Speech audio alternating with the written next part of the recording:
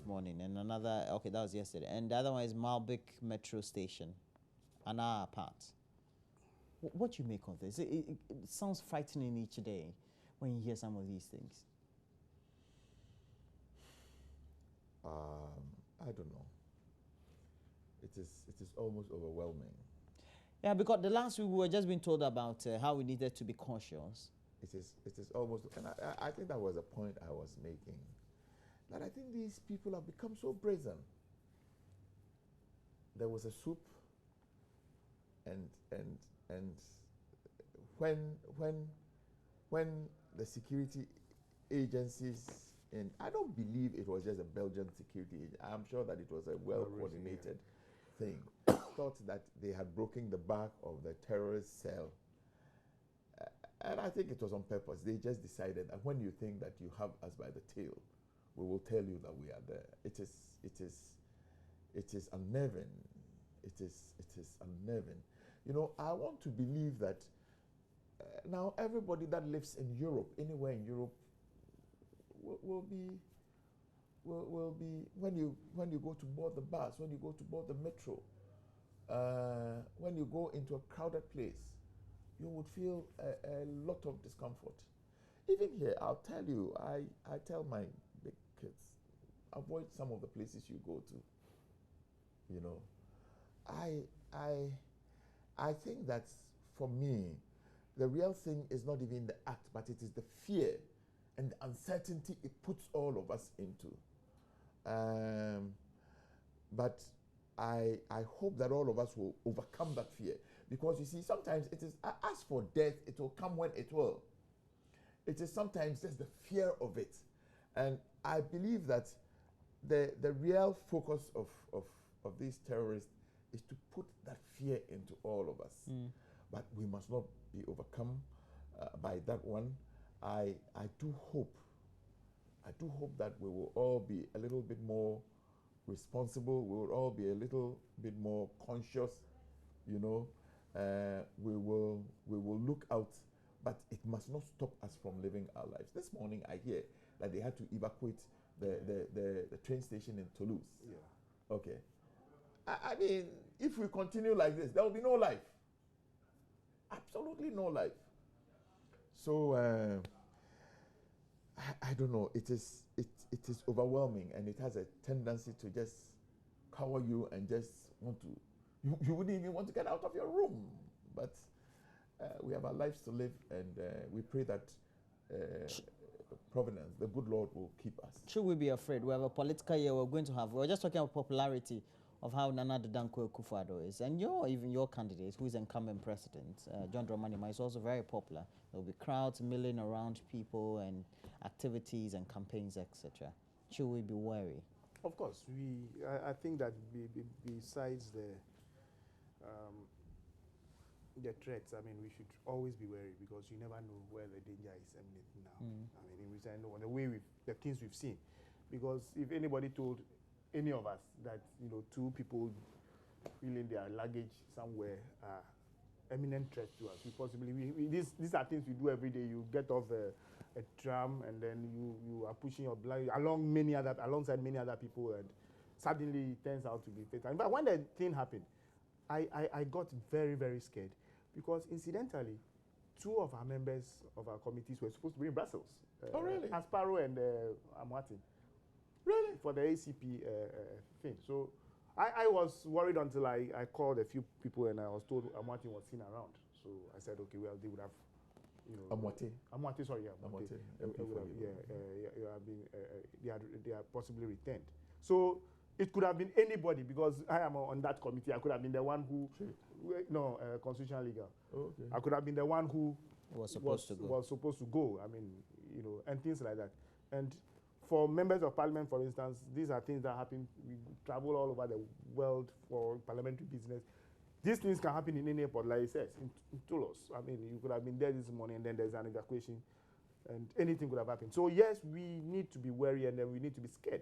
For me, I always say that the danger is so imminent that it doesn't have to be a terrorist.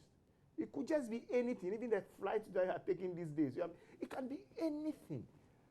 So yes, we need to and like you are saying, in an election year where we are going to have, if we choose to have what's it called, rallies, hundreds of thousands of million crowds in one area. If we got the wrong person there, with the things that must not be there. That's why crowd control measures need to be put in place. But why? When the bomb set off, crowd is going to be controlled. Who are they going to control? No, let's least get the people getting into the crowd is important. Please, let's get serious. You see, these things, like he says, he has said that even the most sophisticated security apparatus get it wrong sometimes. Okay? So let's not bring crowd control into these kind of things. We are talking serious terrorist attacks.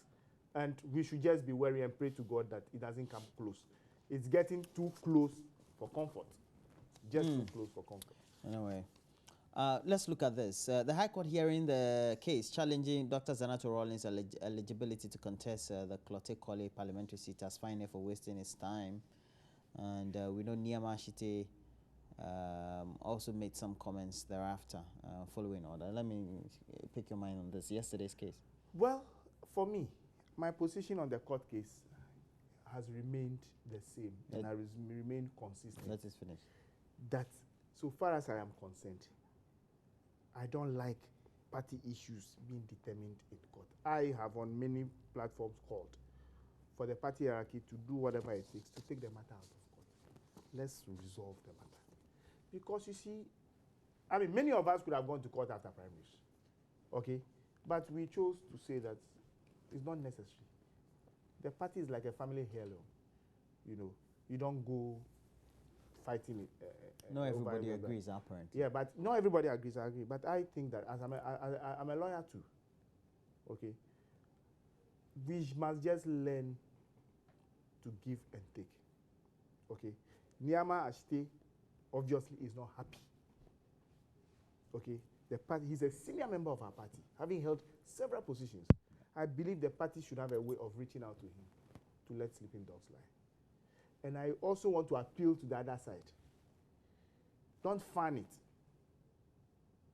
Because at the end of it, I am confident that no legal, where you receive a judgment or after so many years, you never win. It's always a lose-lose situation for everybody. Yeah. Possibly in a legal tussle.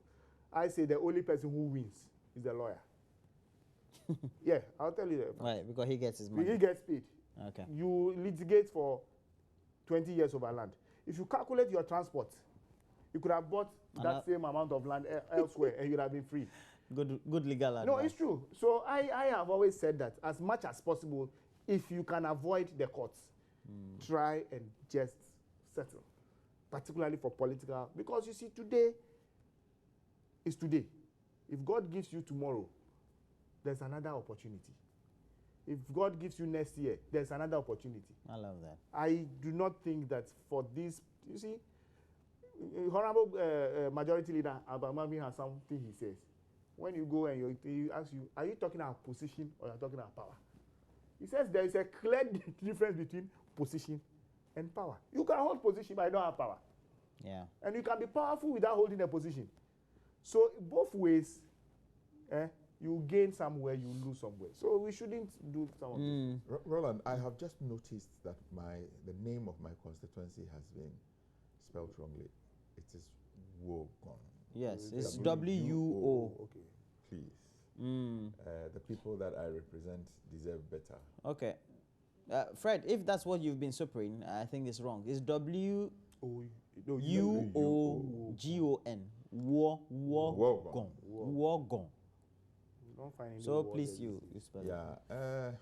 I think they will not take kindly to it. No, and I don't take kindly. So I don't. So the lady is just beside you. I don't take. They call her kindly Esmeralda or Mario Cruz, and she has some other I don't name. watch too much TV, so yeah. I think it is one Esmeralda. of these. She has another name. If somebody can supply me. Spanish soap operas. Yeah, telenovelas we call it. Telenovelas, yeah. Mario Cruz.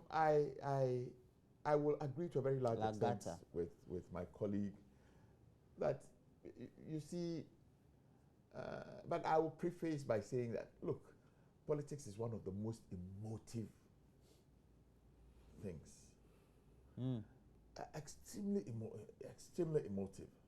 in the heat of the moment? For long periods. For off season, on season. I mean, me. If you touch NPP, you have touched some fuse in me. If you speak well about it, I am happy. If you speak badly about it, I am upset. Okay. So it is like that, and contests generally evokes a lot of emotions. I haven't listened to the young lady, but I have had, because he's my colleague and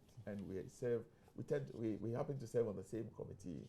That is Honorable Ishmael Ashton. Yeah, I listened to him. He is so emotional about it, but because the lady is a small girl.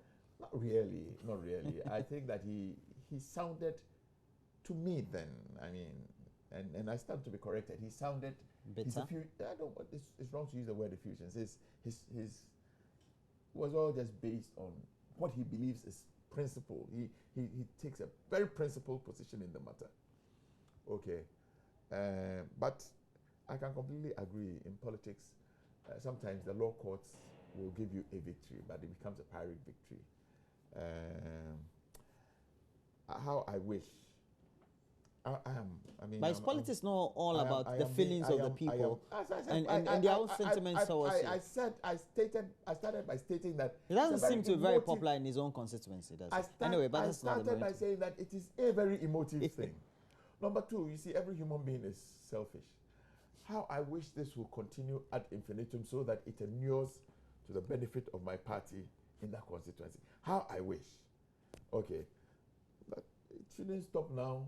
And by the time they are ready to register, it is a raging contest and all of this. Everybody seeks a political advantage. But ultimately, you see, sometimes I think that the political leadership must also learn to do right. This matter that is before court, what does the constitution of their, I don't know what it says. What does the constitution of their party say? If Amash Ashite is infringing the constitution of the party, are we saying that the leadership of the party cannot stand on their constitution and say, sir, former minister, former mayor of Tema, you are wrong? And if it is Dr. Zanetor Rawlings, whose father is the founder of the party, and she is breaking the constitution, can they not stand on a constitutional provision in their constitution and say, no, young lady, you are out of 10? I am sure that there is a truth about what is happening. But somebody is not being truthful in themselves.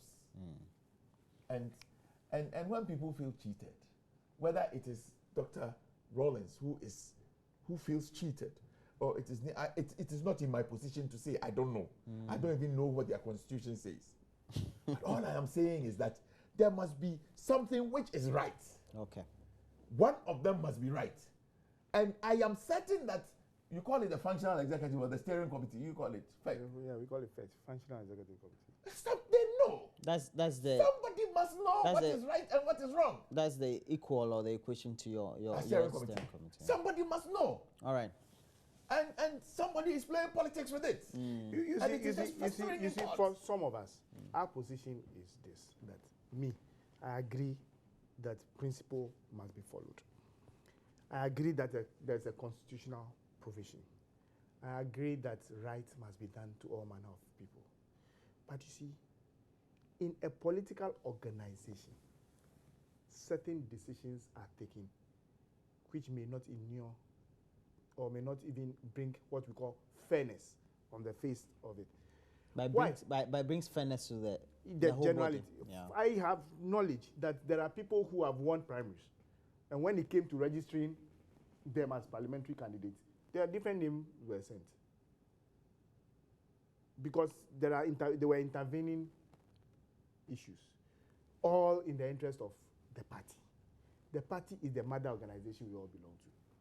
For me, when somebody, sometimes you don't agree, there was a vetting. The people may not have done the proper vetting, but they cleared. The vetting committee cleared the person. But wait! I'm saying that I think he's making a point. I want to add. The vetting committee cleared the person.